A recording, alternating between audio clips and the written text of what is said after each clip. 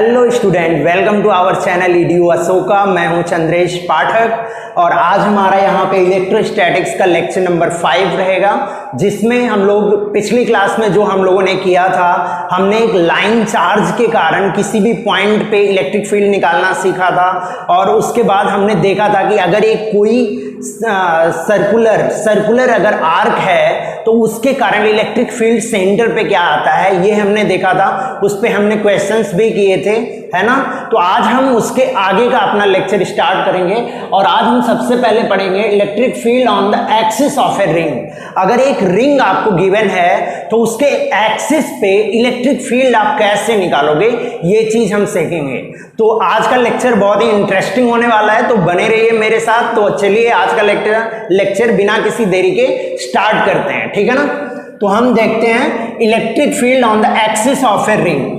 अब यहाँ पे क्या करते हैं, हमने एक रिंग कंसिडर कर लिया जिसपे हमने माना कि इस पे चार्ज कितना है, क्यू चार्ज है। क्यू चार्ज हमने मान लिया पॉजिटिव है, हमने पॉजिटिव प्लस क्यू चार्ज मान लिया इस रिंग पे।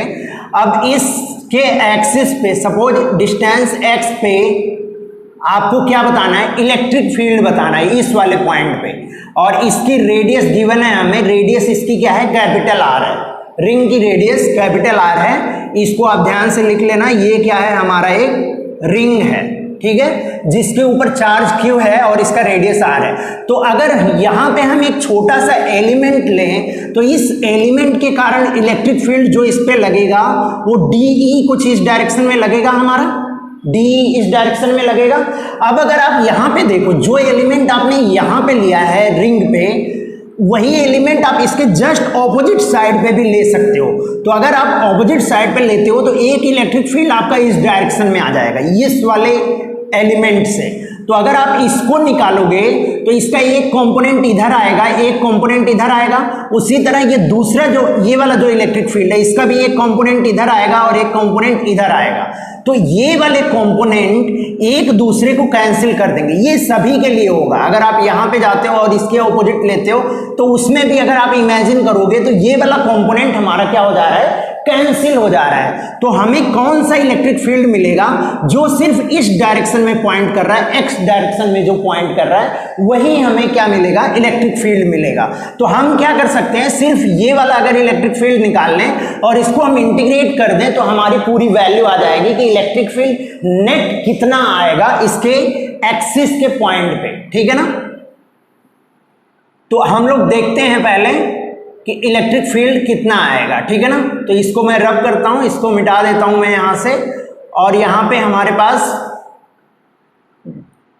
दो इसके होंगे कंपोनेंट, ये कंपोनेंट कैंसिल हो जाएगा। इस कंपोनेंट को हम देखते हैं, ये कंपोनेंट हमारा कितना आएगा। अगर ये एंगल मैं मान लूं थीटा, तो आप जानते हो ये डिस्टेंस कितनी होगी, आर होगी। ये एंगल अगर थीटा है तो ये एंगल भी थीटा होगा। और अगर मैं इसकी बात करूं तो ये कितना हो जाएगा, डी कॉस ऑफ थीटा, यही तो मिलेगा।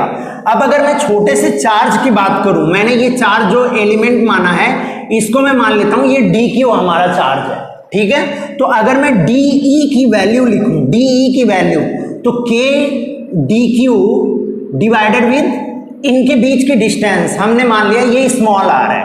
अगर ये डिस्टेंस स्मॉल आर है तो स्मॉल आर का स्क्वायर होगा, है ना। डी की वैल्यू यही आएगी। अब हम इसकी वैल्यू से यहां से अब इसकी वैल्यू हम लिख देते हैं। तो अगर हमारी वैल्यू ये आ रही है तो आप क्या कर सकते हो, आपको ई नेट निकालना है, ई नेट। तो क्या करोगे आप, इंटीग्रेशन करोगे, कहां से, जीरो से क्यू तक, जीरो से क्यू तक इंटीग्रेशन करोगे आप, K D Q by R square. और क्या होगा आपका, कॉस थीटा भी आएगा, यहां पे क्या आ जाएगा, कॉस थीटा। ये हमारा डी की वैल्यू थी। जब हम नेट निकालेंगे तो वो डी कॉस थीटा से हमें मिलेगा। इसको हम अगर इक्वेशन नंबर 1 मान लें तो डी कॉस थीटा से हम निकालेंगे तो वो हमारी वैल्यू आएगी। तो यहाँ पे अगर हम वैल्यू रखते हैं, integration from zero two cube अगर हम रखें तो यहाँ से क्या मिल जाएगा बताओ आप, K D Q divided with R square. और यहां पे कितना मिलता है, cos थीटा। cos थीटा अगर आप देखो तो क्या मिलेगा आपको, x divided with R, x divided with R, यही तो मिलेगा, ये वैल्यू मिलेगी। अब इसको हम अगर फर्दर सॉल्व करें तो क्या मिल जाएगा, ई नेट हमें मिल जाएगा। ई नेट की अगर हम वैल्यू लिखें तो हम क्या लिख सकते हैं, के एक्स बाई आर क्यूब लिख सकते हैं हम, K X by R cube. R भी हमारा कांस्टेंट है, एक्स भी हमारा कांस्टेंट है और के भी हमारा कांस्टेंट है, तो हमने सबको बाहर निकाल लिया।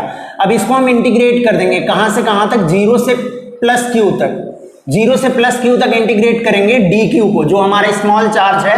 तो यहां पे अगर हम वैल्यू लिखें तो ये क्या मिलेगा, के एक्स और आर की वैल्यू क्या होगी, अगर आर की वैल्यू मैं यहां पे लिखूं तो वो होगी root under R square plus x square, यही तो आएगी वैल्यू। तो ये वैल्यू अगर मैं यहां पे रख दूं तो कितनी आ जाएगी, root under R square plus x square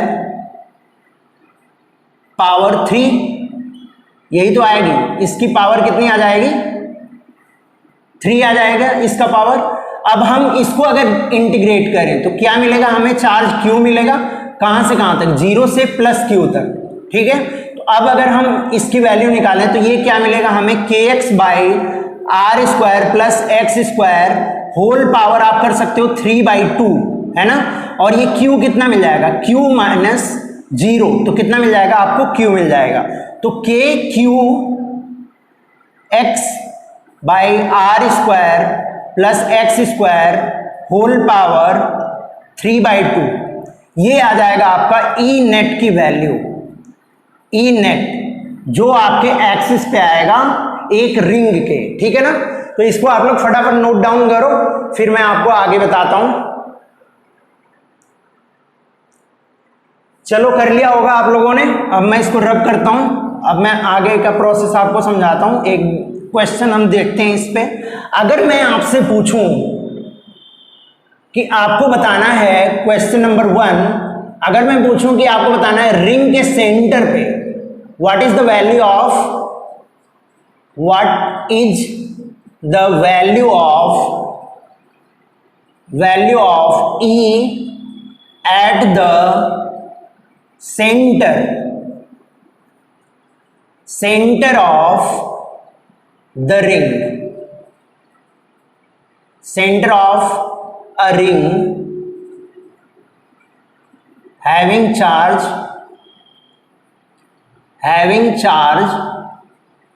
Q, charge Q, capital Q अगर है तो उसके सेंटर पे इलेक्ट्रिक फील्ड कितना आएगा। तो अगर मैं इसका सोल्यूशन लिखूं तो आप जानते हो, अगर सेंटर की बात की जा रही है तो इसका मतलब ये x डिस्टेंस पे हमें बता रहा था। अगर हम सेंटर की बात करें तो सेंटर पे हमारा क्या आ जाएगा, x = 0 आ जाएगा। x = 0 अगर आप इसमें पुट करते हो तो E कितना मिल जाएगा आपको, 0। तो अगर हम किसी सर्कुलर रिंग पे के सेंटर की अगर बात करें कि उसके सेंटर पे कितना आएगा इलेक्ट्रिक फील्ड, तो उसकी वैल्यू क्या हो जाएगी हमारी, 0 हो जाएगी उसकी वैल्यू, ठीक है ना। उसकी वैल्यू 0 हो जाएगी अगर उसके सेंटर की बात करें, ठीक है। इसको आप लोग नोट डाउन करो। फिर हम लोग देखते हैं electric field because of a disc. एक डिस्क की वजह से हम इलेक्ट्रिक फील्ड निकालते हैं, फिर हम लोग आगे बढ़ेंगे, ठीक है ना। चलो अब इसको मैं रब करता हूं।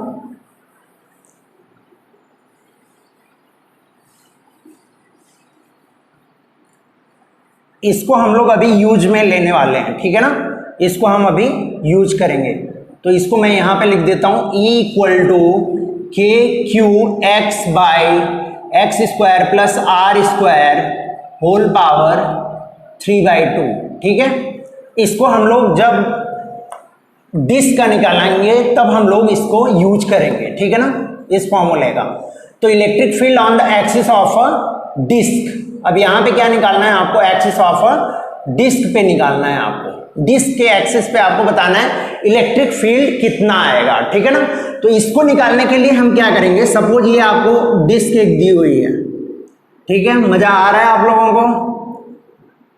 यहां पे हम देखते हैं क्या है, डिस्क पे जो चार्ज डेंसिटी गिवन है वो डेल्टा कूलम्ब पर मीटर स्क्वायर गिवन है। सरफेस चार्ज डेंसिटी हमें गिवन है, सरफेस चार्ज डेंसिटी गिवन है।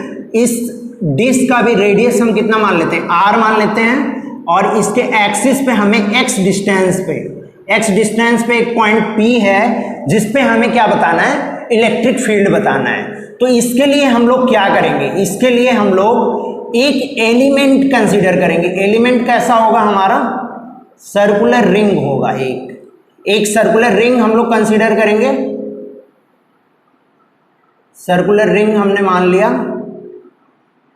ठीक है। ये हमारा सर्कुलर रिंग है जिसकी रेडियस यहां से कितनी है, स्मॉल आर है, और इसकी थिकनेस, अगर हम इस सर्कुलर रिंग की थिकनेस देखें तो ये कितनी है, डी आर है, ठीक है। तो अब अगर मैं डी क्यू, इस पे अगर मैं चार्ज लिखूं डी क्यू, अगर इस रिंग पे अगर मैं चार्ज लिखूं डी क्यू, तो कितना आएगा बताओ आप, सिग्मा इनटू इसका सरकमफेरेंस इसका कितना आएगा, 2 pi small R into D R, यही तो आएगा, 2 pi small R into D R, यही आएगा ना। अब हम ये हमें डी क्यू की वैल्यू मिल गई, इसको इक्वेशन नंबर आप 1 मान लो।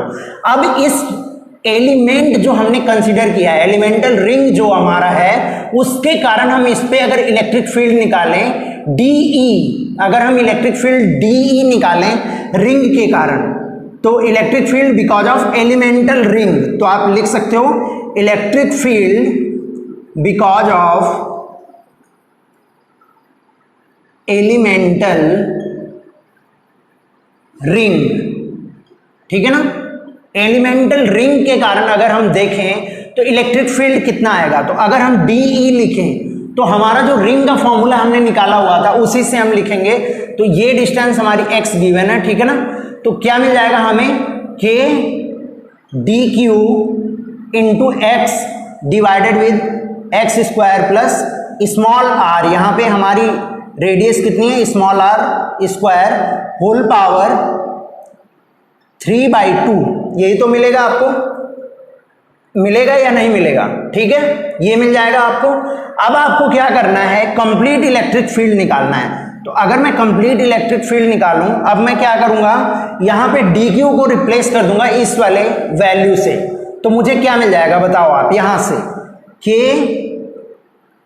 X into sigma 2 pi R D R मिल जाएगा हमें, divided with X square plus R square whole power 3/2 मिलेगा हमें, मिलेगा ये वैल्यू। अब हम क्या करते हैं, इसको अब मैं रब कर देता हूं, हमने जो हमें यूज करना था वहां हमने यूज कर लिया इसको, तो ये वैल्यू मिलेगी हमें, ठीक है, ये वैल्यू मिल गई। अब हमें क्या करना है, ई निकालना है, ई निकालना है, तो हमें क्या करना पड़ेगा, जितने भी कांस्टेंट हैं हम सबको बाहर निकाल के और बाकी को इंटीग्रेट कर देंगे। तो हमें इंटीग्रेट करना पड़ेगा कहां से कहां तक, फ्रॉम 0 टू कैपिटल आर तक, 0 टू कैपिटल आर, क्योंकि इसकी रेडियस यहां आर है और 0 से हमें कैपिटल आर तक इंटीग्रेट करना पड़ेगा इसको। तो कितना मिलेगा, K X into sigma 2 pi R D R divided with X square plus R square power 3/2, यही मिलेगा। अब हम जितने भी हमारे कांस्टेंट हैं सबको हम बाहर कर लेते हैं, तो जितने भी कांस्टेंट है सबको अगर बाहर कर लें तो हमें क्या मिलेगा, 2 पाई सिग्मा के एक्स बाहर आ जाएगा हमारा, इंटीग्रेशन हो जाएगा 0 to R D R divided with X square plus R square power 3/2, यही तो आएगा। आर हमारा बस वेरिएबल है, बाकी सब हमारे कांस्टेंट है। तो के एक्स सिग्मा 2 पाई सिग्मा के एक्स आपका बाहर आ गया और ये चीज आपकी अंदर रहेगी, ठीक है ना, क्योंकि इसको हमें, ये वेरिएबल है, इसको हमें इंटीग्रेट करना है। अब इसको अगर हमें इंटीग्रेट करना हुआ, इसको, इस एक्सप्रेशन को अगर इंटीग्रेट करना हुआ तो आप क्या करोगे, x इक्वल टू क्या मानोगे आप, r equal to X tan theta मान लो आप, r equal to X tan theta मान लो, इसको आप मान लो इक्वेशन नंबर 2।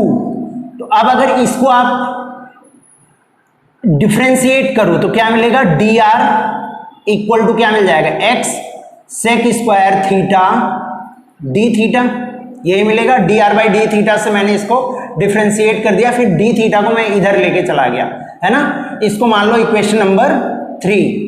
अब मैं इसकी वैल्यू इसमें पुट कर देता हूं, ठीक है ना। तो क्या मिलेगा मुझे, ई की वैल्यू मुझे कितनी मिल जाएगी, ई की वैल्यू 2 पाई सिग्मा के एक्स, यहां पे क्या मिल जाएगा, इंटीग्रेशन फ्रॉम 0 टू आर। अभी मैं थीटा में इसको कन्वर्ट नहीं कर रहा हूं इंटीग्रेशन को, क्योंकि मैं इंटीग्रेट करने के बाद इसको फिर से किस में कन्वर्ट कर दूंगा, एक्स और आर में कन्वर्ट कर दूंगा, ठीक है ना।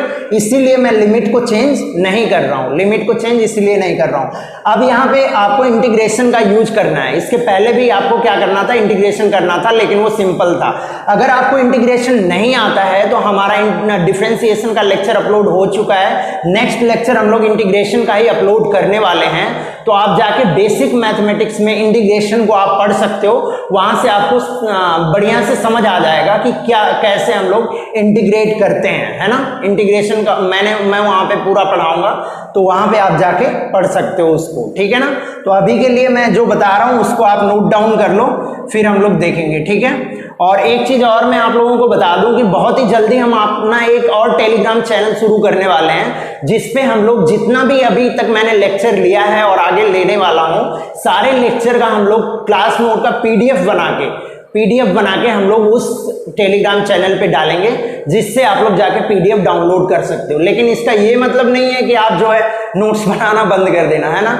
नोट्स आप लोगों को बनाते रहना है, वो आपके लिए एडिशनल रहेगा। इनकेस अगर आपको कहीं कुछ समझ नहीं आता है तो उस पीडीएफ को आप देख सकते हो, वहां से जाके आप डाउनलोड करके देख सकते हो, है ना।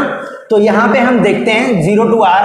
अब ये क्या आएगा, इसकी वैल्यू अगर हम निकालें तो कितनी आएगी बताओ आप। आर की जगह पे हम क्या रखते हैं, एक्स टेन थीटा, तो कितना मिल जाएगा हमें, एक्स टेन थीटा। अब डी आर की जगह पे हम क्या लिख सकते हैं, x sec square theta D theta, x sec square theta D theta divided with, यहां क्या मिल जाएगा, x square plus x square tan square theta मिल जाएगा, होल पावर 3/2, यही तो मिलेगा, ठीक है। 2 पाई सिग्मा के एक्स, ये सिग्मा है, इसको आप 6 मत समझ लेना, ठीक है ना। ये सिग्मा है आपका, सिग्मा बोल रहा हूं, ये डेल्टा है, ठीक है ना, ये डेल्टा है, तो इसको आप 6 मत समझना। तो यहां पे अगर हम देखें तो क्या मिलेगा हमें बताओ आप, x integration from 0 to r। अब मैं क्या करूंगा, इसमें से एक्स स्क्वायर कॉमन ले लूंगा, तो क्या मिलेगा हमें, x tan theta into X square tan theta into sec square theta D theta, ये मिला है हमें। और यहां पे अगर आप एक्स स्क्वायर कॉमन लोगे, एक्स क्यूब मिल जाएगा आपको, पावर 3/2 है तो एक्स क्यूब मिल जाएगा। अब यहां पे देखो ये 1 मिल जाएगा, यहां पे tan स्क्वायर थीटा मिल जाएगा, 1 प्लस tan स्क्वायर थीटा, वही तो मिलेगा एक्स स्क्वायर कॉमन लेने के बाद। तो अगर 1 प्लस tan स्क्वायर थीटा मिलता है तो उसको आप क्या बोलते हो, सेक स्क्वायर थीटा। वो क्या हो जाता है, सेक स्क्वायर थीटा हो जाता है ना। हमने अपने इस लेक्चर में किया हुआ है, जो आपका पहला लेक्चर है मैथमेटिक्स का, बेसिक मैथमेटिक्स का, उसमें हमने इसमें ट्रिग्नोमेट्रिक वाले फंक्शन में हमने इसको किया हुआ है फॉर्मूले को, तो वहां से आप जाके देख सकते हो अगर आपको नहीं समझ आ रहा है तो यहां से क्या करेंगे, एक्स क्यूब आ जाएगा और यहां पे क्या मिल जाएगा, sec cube theta, sec cube theta मिलेगा, है ना। अब यहां से अगर हम देखें तो ये क्यूब थीटा ये स्क्वायर थीटा से क्या हो जाएगा, कैंसिल हो जाएगा, ठीक है ना। तो अब यहां से हम अगर देखें तो कितना मिलेगा, 2 पाई डेल्टा के एक्स, और एक्स क्यूब से एक्स स्क्वायर कैंसिल हो जाएगा आपका, एक्स स्क्वायर से एक्स क्यूब को आप कैंसिल करोगे, एक एक्स आपका बच जाएगा, तो कितना मिलेगा, 0 टू आर। यहां क्या मिल जाएगा बताओ आप, tan theta by sec theta D theta, यही तो मिलेगा आपको। और x को मैं यहां पे ला देता हूं, डिवाइडेड विद x कर देता हूं, मैं x को मैं बाहर ला देता हूं, x से x हमारा कैंसिल हो जाएगा, तो 2 पाई सिग्मा के ये मिलेगा।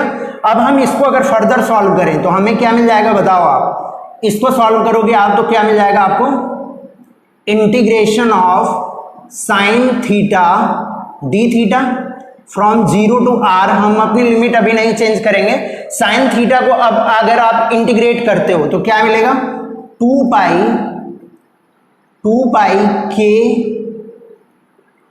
पाई के आप ले लो डेल्टा इंटू साइन थीटा को अगर आप इंटीग्रेट करोगे तो क्या मिलेगा आपको, cos theta minus cos theta मिलेगा, माइनस कॉस ऑफ थीटा, और कहां से कहां तक जाएगा, 0 to r जाएगा। ठीक है ना।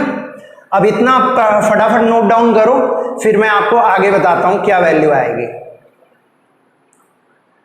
चलो कर लिया होगा आपने, तो हम लोग आगे देखते हैं। अब हम आगे देखते हैं तो क्या आएगी इसकी वैल्यू, ई हमारा कितना आ जाएगा, 2 पाई के सिग्मा इंटू ये कितना मिलेगा, कॉस थीटा को आप कन्वर्ट कर दो अब x बाई आर में। तो हमारा जो डिस्क था उसमें हमने ये एलिमेंटल रिंग कंसिडर किया हुआ था, और यहाँ पे हमारा ये x था, और ये वैल्यू कितनी थी, स्मॉल r थी।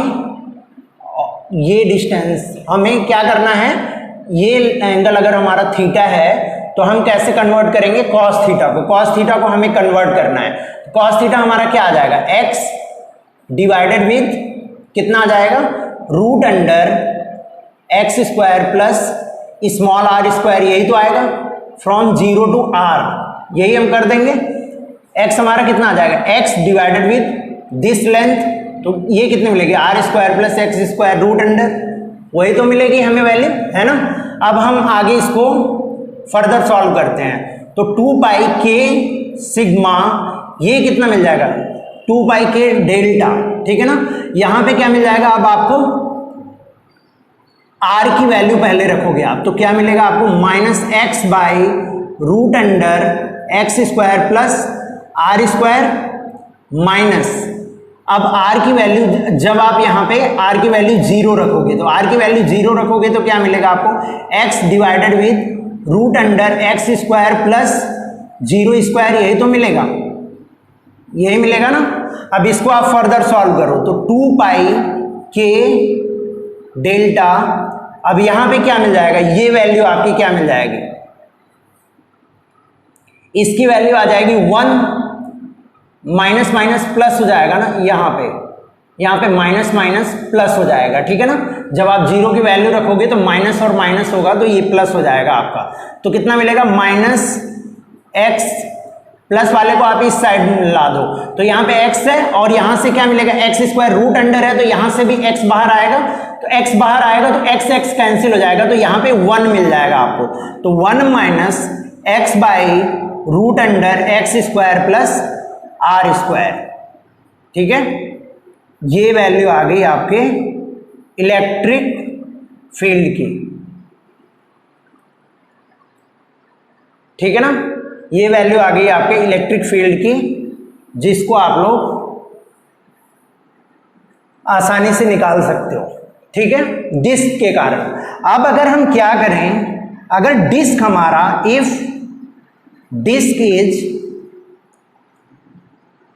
ऑफ इनफाइनाइट डायमेंशन, अगर हमारा डिस्क जो क्या है वो इनफाइनाइट डायमेंशन का, इनफाइनाइट डायमेंशन का मतलब उसकी रेडियस इनफाइनाइट तक गई हुई है, बहुत बड़ा हमारा डिस्क है पॉइंट के कंपैरिजन में। ठीक है ना, तो हम क्या लिखेंगे, इलेक्ट्रिक फील्ड अगर हम निकालें तो इलेक्ट्रिक फील्ड कितना आ जाएगा, आर को आप क्या कर सकते हो, इन्फिनिटी कर सकते हो। इन्फिनिटी अगर आप करोगे तो X square plus R square कितना मिल जाएगा, पहले हम यहाँ पे देखते हैं, 2 पाई के इंटू सिग्मा, और क्या मिल जाएगा ये आपको रूट अंडर, ये यहाँ पे मिल जाएगा 1 माइनस एक्स बाई, इसके अगर आप इन्फिनिटी रखोगे तो ये क्या आ जाएगा, इन्फिनिटी आ जाएगा। तो अगर यहाँ पे आप देखो तो कितना मिल जाएगा, 2 पाई के इंटू डेल्टा, ये डेल्टा मिल जाएगा आपको, ये ई नेट की वैल्यू है।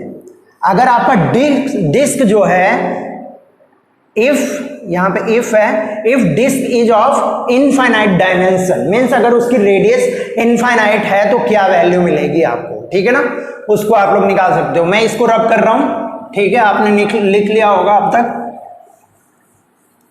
अब मैं एक चीज और आपको बता दूं, अगर हम डिस्क के सेंटर पे कैलकुलेट करना चाहें, electric field at the centre of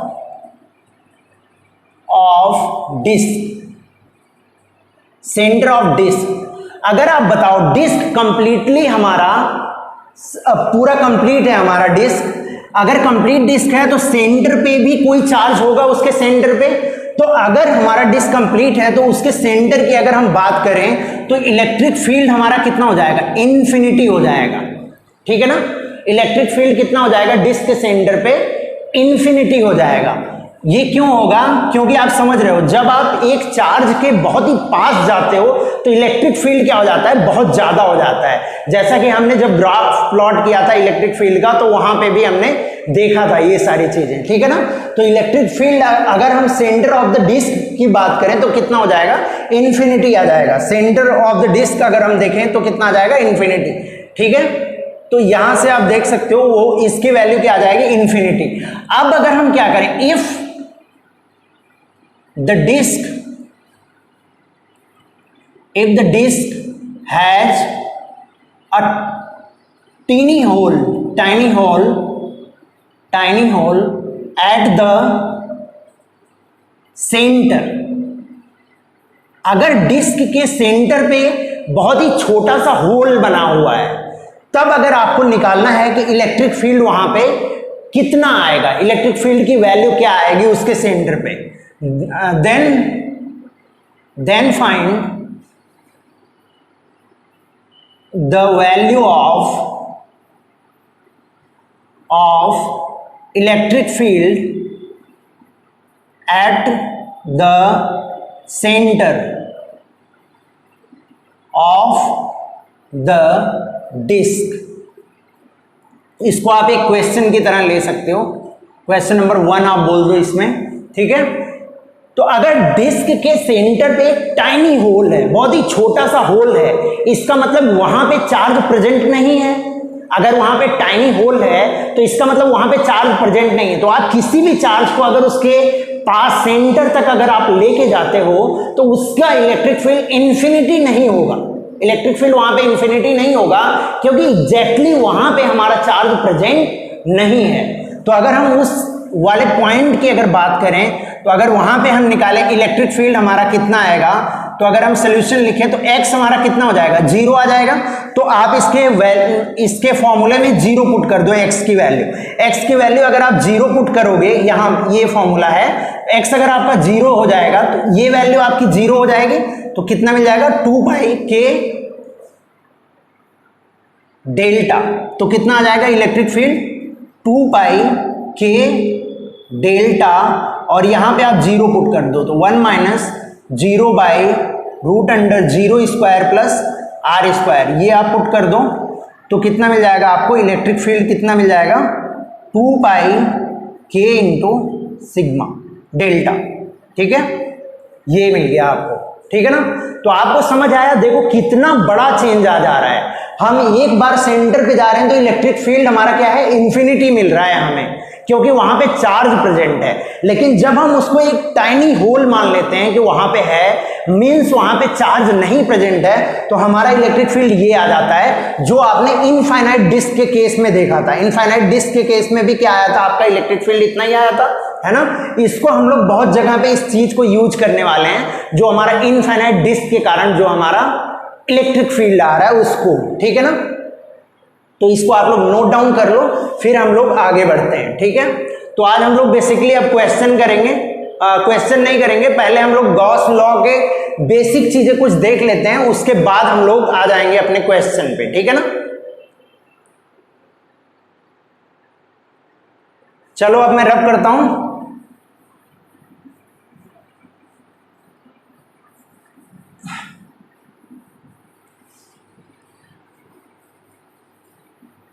वो उनका शर्माना, वो शर्मा के मेरी तरफ देखना, वो उनकी कातिल निगाहें और उन निगाहों का मुझसे मिल जाना, क्या संयोग था वो, है ना। तो ऐसे कुछ लोग गाना गुनगुना रहे होते हैं, है ना, जब वो पढ़ाई करते हैं तो वो इसी में लगे रहते हैं कि किसी लड़की को देखते हैं, उसको ताड़ते हैं और उसको प्रपोज करते हैं, क्या होता है ना। तो ऐसे लोगों के लिए मैं बोलूँगा कि अब कोरोना आ गया है, आपका बाहर जाने का टाइम नहीं है। आप वो जो लव आप किसी लड़की से या लड़के से करते हो वो अब आप अपनी बुक से करना शुरू कर दो, है ना। क्योंकि लड़की और लड़के से जब आप कभी लव करते हो, कोई लड़की किसी लड़के से या कोई लड़का किसी लड़की से लव करता है, तो उसमें आपको बहुत ज़्यादा धोखा मिलता है। बहुत लोग प्यार कर बैठते हैं ना, तो उसमें आपको धोखा मिलता है, तो आप रोते हो, आप बोलते हो कि अरे मुझे प्यार में धोखा मिल गया, है ना। तो अगर वो प्यार आप अपनी बुक से करने लगोगे तो आपको कभी धोखा मिलेगा ही नहीं, है ना। तो आप प्यार बुक से करो, है ना, तभी आपको जो है ज़्यादा सफलता मिलेगी और आप हमेशा खुश रहोगे, ठीक है ना। कुछ लोग बोलेंगे कि सर आप तो ज्ञान वाली बातें बताने लगे, इसमें मतलब मैं तो बहुत ज़्यादा प्यार करता था फिर भी मेरा प्यार टूट गया, है ना। तो बहुत सारी चीज़ें होती हैं, तो उन सब चीज़ों को अभी साइड में रख के आप पढ़ाई करते रहो, ठीक है। चलो तो फिर आगे हम लोग देखते हैं। हम क्या करते हैं, वाटर को फ्लक्स, हम क्या करते हैं, इलेक्ट्रिक फ्लक्स सबसे पहले देखते हैं। अभी हमारा गॉस लॉ चालू नहीं होगा, बेसिक चीज़ें मैं बता दूंगा, उसके बाद हम लोग गॉस लॉ पे आ जाएंगे। इलेक्ट्रिक फ्लक्स, इलेक्ट्रिक फ्लक्स क्या होता है ये हमें देखना है, ठीक है ना। इलेक्ट्रिक फ्लक्स, इलेक्ट्रिक फ्लक्स की अगर हम बात करें, जैसे आपने देखा होगा कि अगर वाटर जा रहा है कहीं पे, ठीक है ना, अगर आप गांव से हो तो आपने गांव में देखा होगा कि क्या होता है, पहले के लोग क्या करते थे, नालियों से पानी ले जाते थे, और अब तो ट्यूबवेल के सिस्टम में क्या हो गया कि अब तो पाइप आ गई है, तो पाइप लगा देते हैं, हम ट्यूबवेल से पानी अपने खेतों में लेके जाते हैं। तो जब खेतों में लेके जाते हैं तो पानी जो है वो किससे क्रॉस करता है, पाइप से होके जाता है। तो अगर हम किसी क्रॉस सेक्शन पे अगर हम देखें तो उसकी वेलोसिटी कुछ रहती है। अगर उसकी वेलोसिटी हमें पता है तो हम निकाल सकते हैं कि उस क्रॉस सेक्शन से कितना वाटर पर यूनिट टाइम निकल रहा है, पर यूनिट टाइम में कितना वाटर उस सेक्शन से, उस क्रॉस सेक्शन से पास कर रहा है, अगर हमें वेलोसिटी पता है, ठीक है ना। तो अगर हमें वाटर का फ्लक्स निकालना हुआ, वाटर का फ्लक्स हम कैसे निकालते हैं, V into delta S, delta S, जहां पे क्या है, V हमारा वेलोसिटी है और S, डेल्टा एस क्या है हमारा, एरिया है, एरिया ऑफ क्रॉस सेक्शन।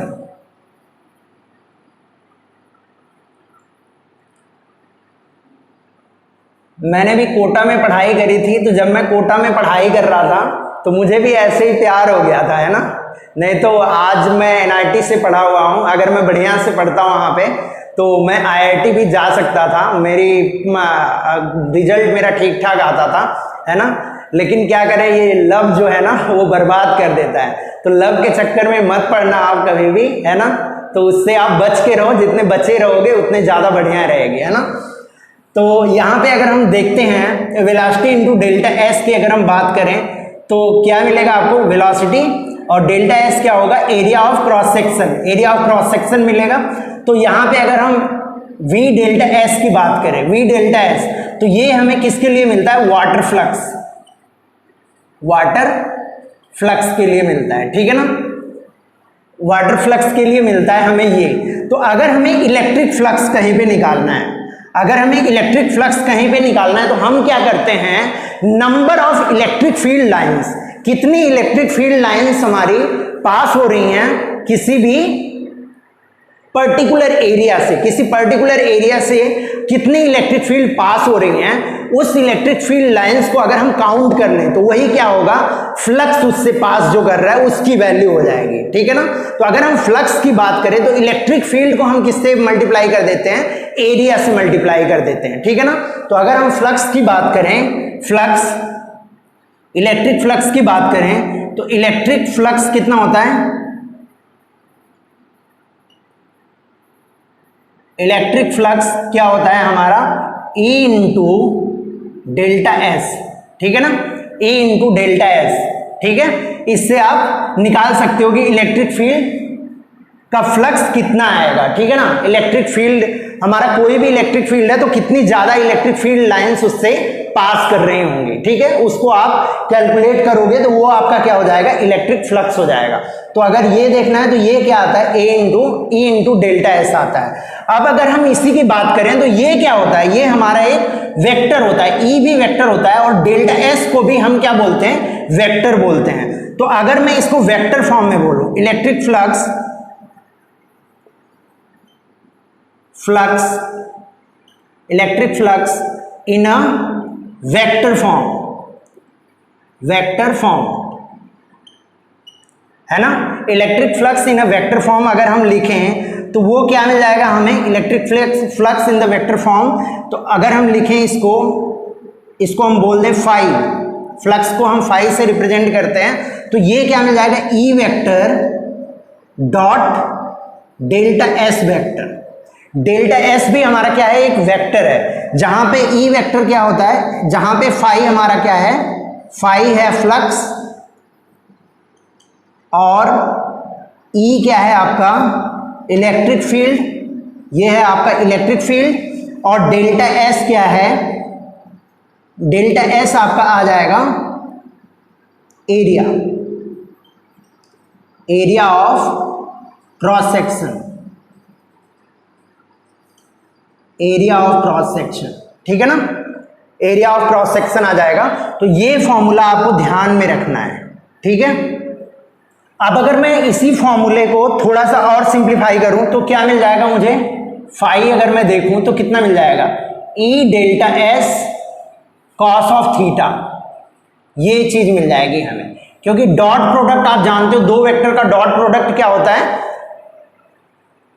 उसका कॉस थीटा के साथ हम मल्टीप्लिकेशन कर देते हैं, दोनों वेक्टर के मैग्नीट्यूड को हम कॉस थीटा के साथ मल्टीप्लाई कर दें तो वो क्या आता है, उसका डॉट प्रोडक्ट आता है, ठीक है ना। तो अब हम देख रहे थे कि अगर मान लो हमारा एरिया जो था, जैसे हम देख रहे थे फ्लक्स, तो फ्लक्स में क्या था, अगर हम वाटर फ्लक्स की बात करें तो ये हमारा एक परपेंडिकुलर एरिया है और वाटर हमारा कुछ ऐसे जा रहा है, तो इसमें से ये बाहर निकल रहा था वाटर, ठीक है, वाटर हमारा बाहर निकल रहा था इस एरिया से, अगर हम देखें तो, है ना। तो हमने फ्लक्स निकाला तो हमें क्या मिला, v इंटू डेल्टा एस।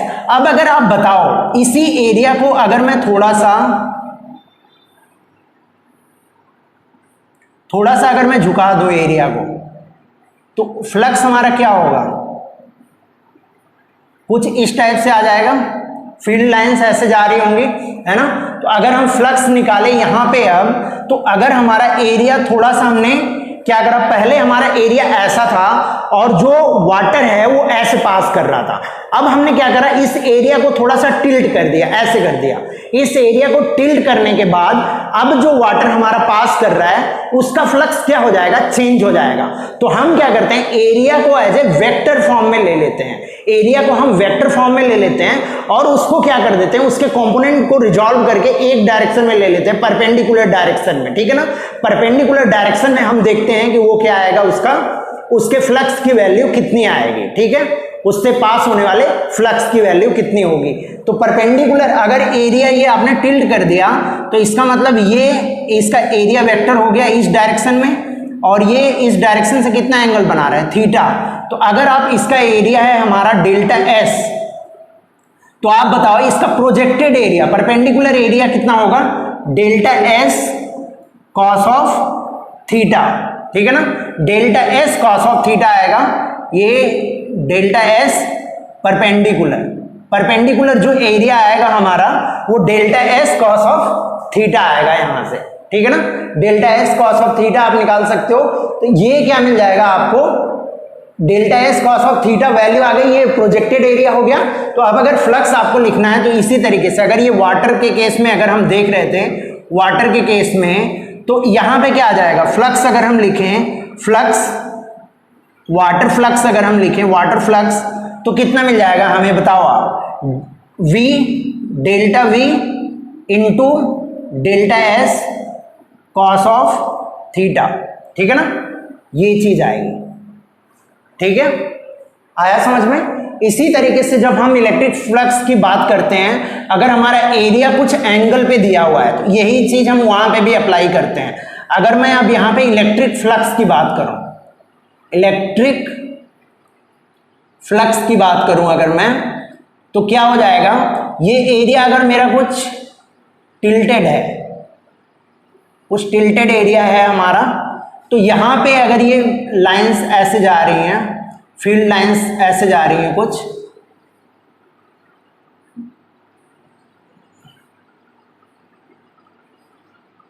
ये हमारी फील्ड लाइंस हो गई,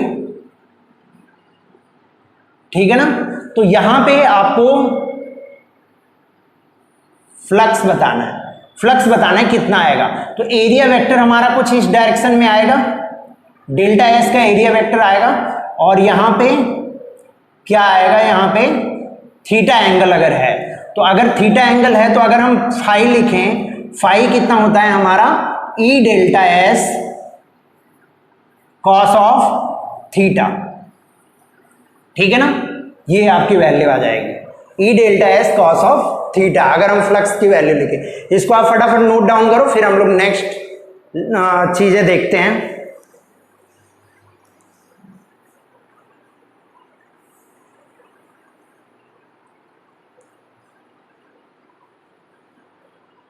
लिख लिया होगा आप लोगों ने, चलो अब मैं रब करता हूं इसको।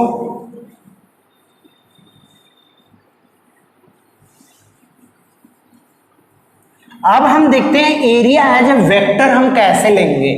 एरिया को अगर हमें वेक्टर लेना है तो हम कैसे लेंगे, एरिया एज अ वेक्टर, ठीक है ना, एरिया एज अ वेक्टर। तो अगर कोई एरिया आपको गिवन है, जैसे ये एरिया आपको गिवन है, तो अगर इलेक्ट्रिक फील्ड लाइंस मान लो इधर से आ रही है, इलेक्ट्रिक फील्ड लाइंस, ठीक है, तो एरिया वेक्टर आप क्या ले सकते हो। अगर आपका एक ओपन एरिया है इस टाइप का, तो एरिया वेक्टर आपका किस डायरेक्शन में आ जाएगा, इस डायरेक्शन में। ये हो गया हमारा डेल्टा एस वेक्टर, ठीक है ना, डेल्टा एस वेक्टर। अगर आपका एरिया इस टाइप का कुछ दिया हुआ है, इलेक्ट्रिक फील्ड लाइंस ऐसे आ रही हैं, तो आप डेल्टा एस वेक्टर आप ऐसे ले सकते हो, ठीक है ना। ये तो आ गया आपका, अगर एक प्लेन एरिया आपको गिवन है तो आप उसका कैसे लोगे, एरिया वेक्टर। अगर आपको कोई कर्व्ड एरिया दिया हुआ है, अगर आपको मान लो ये कर्व्ड एरिया दिया हुआ है, तो अब इसका वेक्टर तो एक डायरेक्शन में आएगा नहीं। अगर आप कहीं पे देखोगे तो कहीं पे डायरेक्शन ये रहेगी, कहीं पे डायरेक्शन ये रहेगी। एरिया वेक्टर जो होता है वो हमेशा, एरिया वेक्टर इज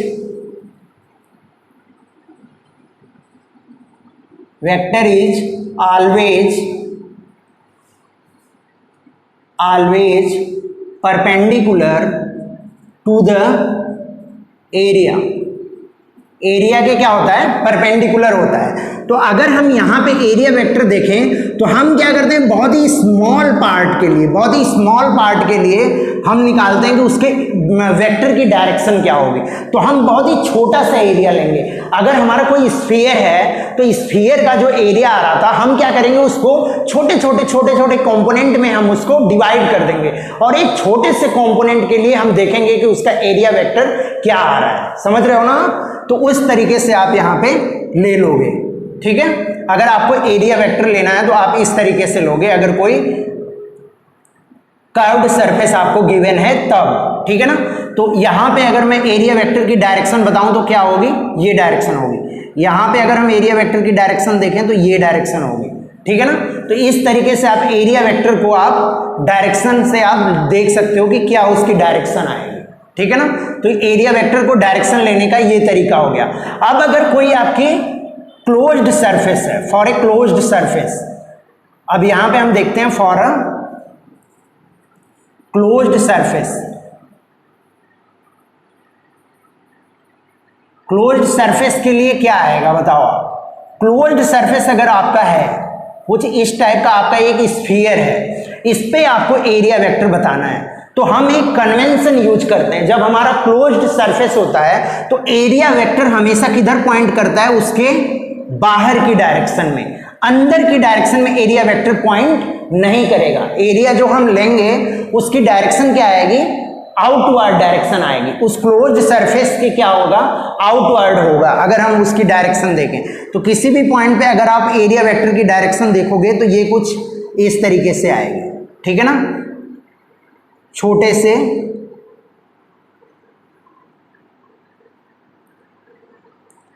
छोटा सा एरिया अगर आप देखोगे तो इस टाइप की डायरेक्शन इसकी आ जाएगी, ठीक है ना। तो इससे आप निकाल सकते हो कि एरिया वेक्टर की डायरेक्शन क्या आएगी।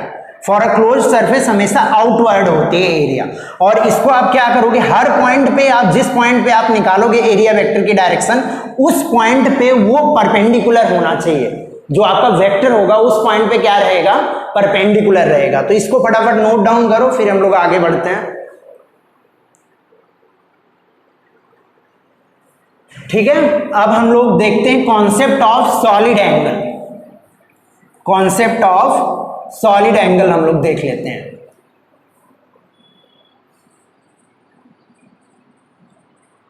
Concept of solid angle, concept of solid angle देखते हैं हम लोग। तो इसमें क्या होता है, जैसे आपने देखा होगा अगर एक आर्क है तो वो क्या करती है, आर्क जो है किसी भी पॉइंट पे एक प्लेन एंगल डेवलप करती है। अगर ये आर्क लेंथ L मान लें और ये डिस्टेंस R मान लें, तो यहाँ पे मान लो एंगल ये थीटा है, तो थीटा कितना होता है हमारा, आर्क अपॉन रेडियस, ये होता है। अब आर्क अगर हम देखें तो आर्क लेंथ कितनी है, L है, और रेडियस हमारी कितनी है, R है, तो थीटा की वैल्यू ये आती है। ये तो हमारी बात हो गई प्लेन एंगल की।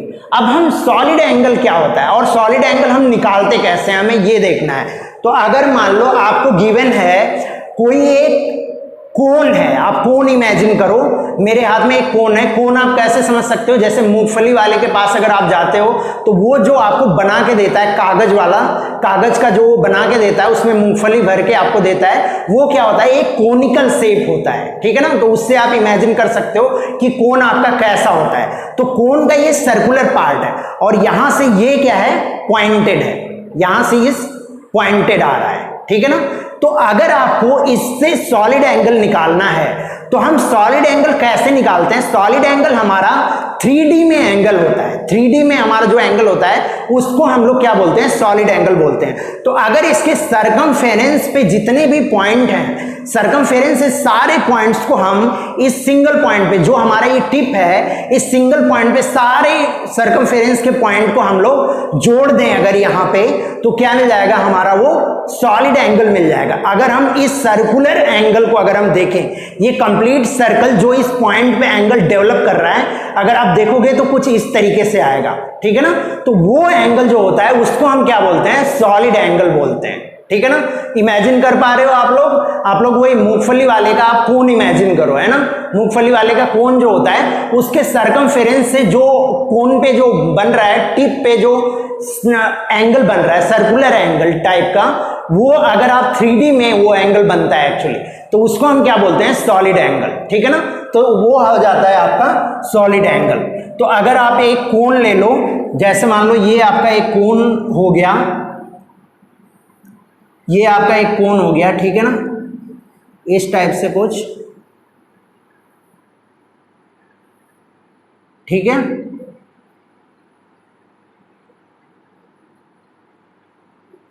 ये आपका कोन हो गया, ठीक है ना। तो इस पॉइंट पे जो ये वाला एंगल बन रहा है, जो सर्कुलर एंगल ये बन रहा है, जो इसका सरकमफेरेंस इस पे डेवलप कर रहा है, इसको हम क्या बोलते हैं, सॉलिड एंगल। इसको हम क्या बोलते हैं, सॉलिड एंगल। ठीक है ना, इसी को हम सॉलिड एंगल बोलते हैं। और सॉलिड एंगल को हम रिप्रेजेंट कैसे करते हैं, सॉलिड एंगल को हम ओमेगा से रिप्रेजेंट करते हैं। यहां पे लिख लो आप, solid angle is represented by angle alpha. Solid angle is represented by symbol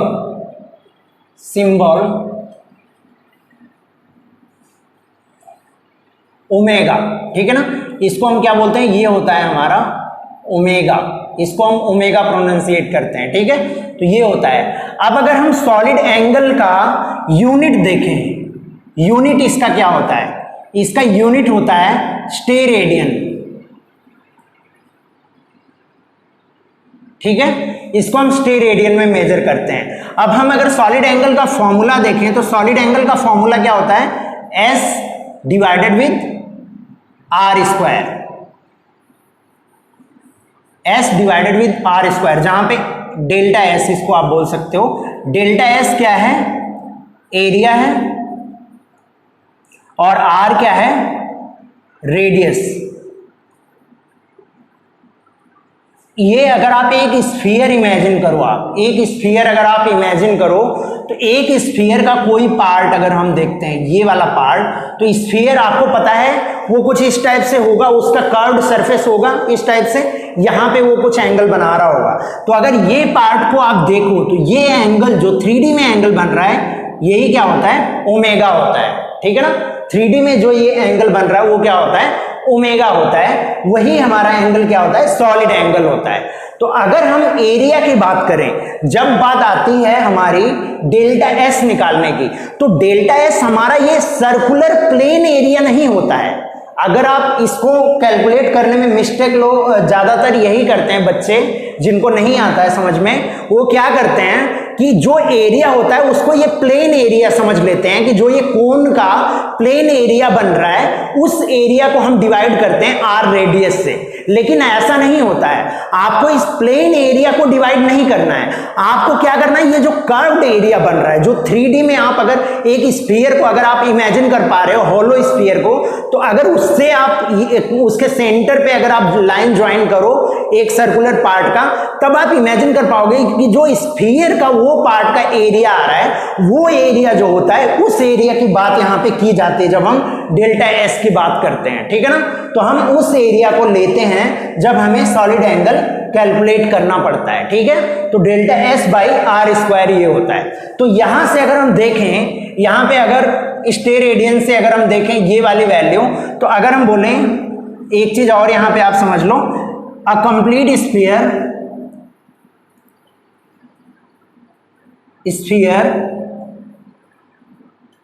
develop 4 pi steradian at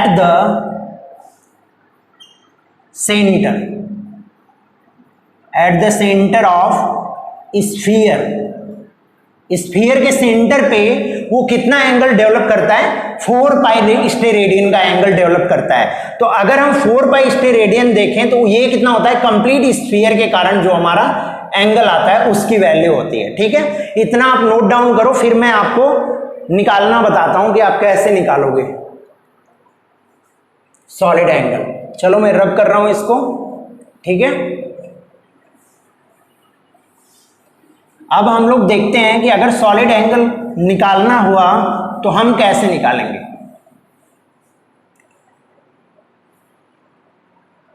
एक चीज इसके पहले आप और लिख लो, एक चीज क्या लिख लो, any closed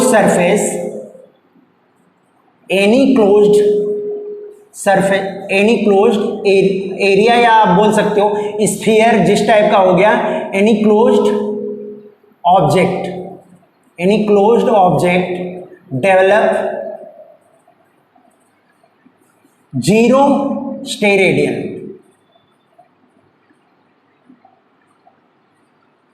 at a point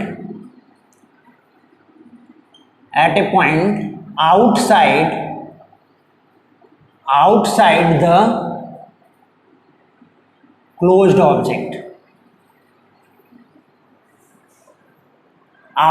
the closed object, and 4 pi steradian at the point inside the object, ठीक है। इनसाइड द ऑब्जेक्ट के अगर अंदर हम देखें तो कितना ये डेवलप करता है, 4 पाई स्टेरेडियन, और अगर ऑब्जेक्ट के बाहर हम देखें तो ये कितना डेवलप करता है, 0 स्टेरेडियन। तो अगर हम यहाँ पे देखें, ये हमारा कोई क्लोज्ड ऑब्जेक्ट है इस तरीके से, तो इस वाले पॉइंट पे अगर हम देखेंगे तो यहाँ पे पॉइंट 1 पे और पॉइंट 2 पे अगर हम देखते हैं, पॉइंट 2 पे, तो पॉइंट 1 पे जो ये डेवलप करेगा यहाँ कितना होगा, 4 पाई स्टेरेडियन होगा, और यहाँ पे जो ये डेवलप करेगा वो कितना होगा 0 स्टेरेडियन, ठीक है ना। तो कोई भी अगर क्लोज्ड ऑब्जेक्ट है तो उसके अंदर किसी पॉइंट पे अगर आप सॉलिड एंगल निकालोगे तो 4 पाई स्टेरेडियन आएगा, और अगर आउटसाइड पॉइंट पे आप निकालोगे तो 0 स्टेरेडियन आएगा। इसको आप इस तरीके से समझ सकते हो, जैसे एक आपका स्फीयर था, तो स्फीयर का इतना अगर आप देख रहे थे तो ये कुछ सॉलिड एंगल डेवलप कर रहा था यहाँ पे, ठीक है। जब स्फीयर को आपने थोड़ा सा और बढ़ा दिया, कुछ इस टाइप का कर दिया, और आउटर पॉइंट पे हम लोग देख रहे हैं ये कुछ इतना सॉलिड एंगल डेवलप कर रहा है यहाँ पे। अब हमने इसको और ज़्यादा बढ़ा दिया स्फीयर को, ठीक है।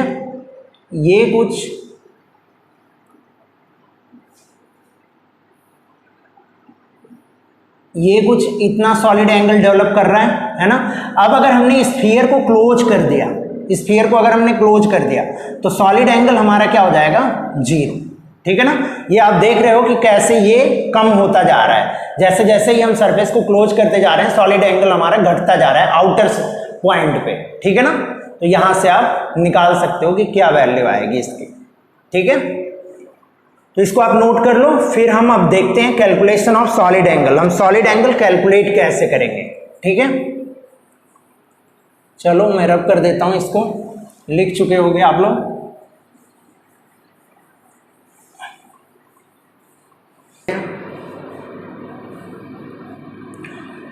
Calculation of solid angle, calculation of solid angle में अगर हम देखें तो यहां पे हम क्या देखेंगे, एक हमारा एक कोन है, सपोज दैट ये एक कोन है, ठीक है। अब ये कोन क्या बना रहा है, यहाँ पे ये इसका कर्व्ड सरफेस है, कोन का कर्व्ड सरफेस, इसकी रेडियस हम r मान लेते हैं। अब हम क्या करेंगे, इसका हाफ एंगल हमें गिवन है, हाफ एंगल कोन का जो बन रहा है वो कितना बन रहा है, अल्फा बन रहा है। हाफ एंगल जो ये वाला एंगल है, ये वाला एंगल कितना बन रहा है, अल्फा। ये प्लेन एंगल है, इसको आप ध्यान में रखना। अब हम क्या करते हैं, एक छोटा सा एलिमेंट कंसीडर कर लेते हैं, और उस एलिमेंट के कारण हम देखते हैं कि कितना हमारा एरिया आएगा उसका। तो अगर मैं इस छोटे से एलिमेंट की बात करूं, इस एलिमेंट की, जो मैं ये छोटा सा कंसीडर किया हूं, ये वाला एलिमेंट हमारा, ये एलिमेंट, इसको आपको बताना है इसका एरिया कितना आएगा। अगर मैं इसका एरिया ले लेता हूं, ये वाली लेंथ अगर मैं देखूं, ये छोटी सी लेंथ अगर मैं देखूं, ये वाली थिकनेस इसकी, सबसे पहले तो आप क्या करो, ये अगर है तो इसको हम किस पे मानेंगे, एक एंगल थीटा पे, इसको डी थीटा हमने मान लिया कि ये क्या है, एलिमेंट है डी थीटा का, ठीक है ना। एंगल थीटा पे डी थीटा का हमारा एलिमेंटल रिंग है, ठीक है ना। तो ये कितने पे है, एंगल थीटा ये बना रहा है, और इसका एंगल कितना है, इसका एंगल है डी थीटा, ठीक है। तो अब अगर हम यहाँ पे देखें, यहाँ से आप बताओ इसकी लेंथ, ये जो थिकनेस इसकी है, ये थिकनेस इसकी कितनी हो जाएगी, ये थिकनेस हो जाएगी कैपिटल आर डी थीटा होगी, कैपिटल आर डी थीटा।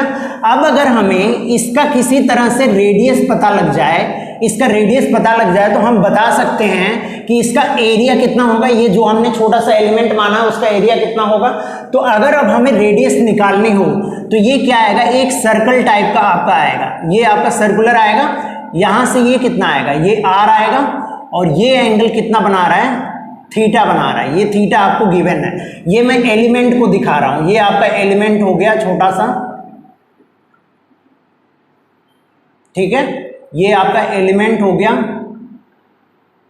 ठीक है, स्मॉल एलिमेंट हो गया, और ये आपको रेडियस बतानी है आर। तो ये रेडियस आपको पता है, ये कितनी रेडियस है, कैपिटल आर है, ये रेडियस कितनी है आपकी, कैपिटल आर है, और ये आर आपको बताना है। तो थीटा से अगर आपको पता है तो आप क्या लिख सकते हो, sine theta equal to R by capital R. तो अगर आप स्मॉल आर लिखो तो क्या आ जाएगा, capital R sine of theta. तो अगर मैं छोटा सा एरिया इसका लिखूं ds, अगर मैं ds लिखूं तो मैं क्या लिख सकता हूं, 2 पाई आर, 2 पाई इसका स्मॉल रेडियस, स्मॉल आर, इसको आप इक्वेशन नंबर 1 मान लो, 2 pi small R into capital R D theta, यही तो मिलेगा। अब 2 पाई स्मॉल आर की जगह पे आप रख दो वैल्यू, 2 पाई स्मॉल आर की जगह पे आप क्या रख सकते हो, R sine of theta into R D theta, यही मिलेगा। अब कितना मिल जाएगा ये आपको, ये मिल जाएगा आपको 2 pi r square sine theta D theta. अब बताओ आप इस रिंग से अगर आपको रेडियस ये इसका क्या बताना है, कंप्लीट एरिया आपको बताना है, तो थीटा को आपको कहां से कहां तक इंटीग्रेट करना पड़ेगा, 0 से लेकर अल्फा तक आपको इंटीग्रेट करना पड़ेगा। तो इसको आप इंटीग्रेट कर दोगे, अगर आपको डेल्टा एस निकालना है, डेल्टा एस हम मान लेते हैं इस कोनिकल सरफेस का, जो ये स्फेरिकल सरफेस जो बन रहा है कोन के ऊपर, उसका एरिया डेल्टा एस है। तो मैं क्या करूंगा, इसको इंटीग्रेट करूंगा कहां से, 0 से अल्फा, और वो कितना आ जाएगा 2 pi r square sine of theta D theta, यही तो आएगा, है ना। अब हम इसको फर्दर देखते हैं, फर्दर सॉल्व करते हैं, तो हमें क्या मिल जाएगा, डेल्टा एस कितना मिल जाएगा हमें, 2 पाई आर स्क्वायर को हम बाहर निकाल सकते हैं क्योंकि ये हमारा कांस्टेंट है। अब हम इसको इंटीग्रेट कर देंगे 0 टू अल्फा इंटीग्रेट कर देंगे, और ये क्या होगा, साइन थीटा डी थीटा, ये आएगा।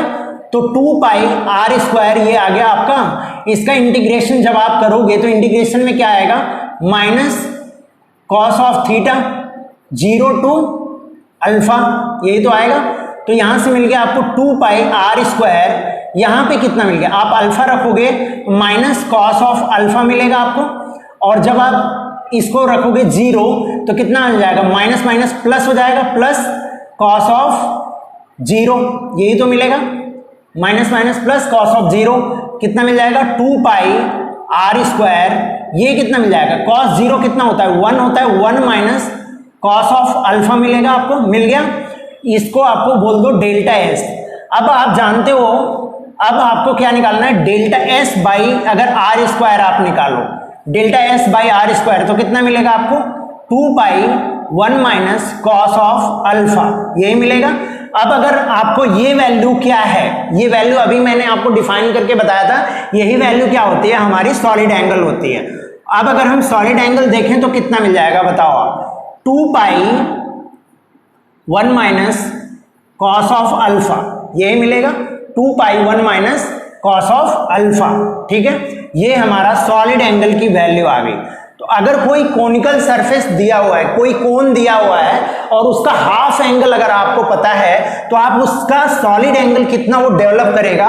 सॉलिड एंगल का मतलब ये जो सर्कल बन रहा है, ये सर्कल का ये वाला जो एंगल डेवलप कर रहा है, ये वाला एंगल है ना, ये वाला एंगल जो डेवलप कर रहा है, इसको हम क्या बोलते हैं, इसका सॉलिड एंगल। तो इससे आप निकाल सकते हो 2 pi 1 minus cos of alpha, ठीक है ना। तो यहां से आप निकाल सकते हो। आज के लिए बस इतना ही रहने देते हैं, बाकी हम लोग नेक्स्ट क्लास में देखेंगे, है ना। तो नेक्स्ट क्लास में हम लोग गॉस लॉ पढ़ेंगे, बेसिकली कि गॉस लॉ है क्या, और उसका हम यूज देखेंगे, और हम उस पर कुछ कुछ क्वेश्चंस करेंगे, ठीक है ना।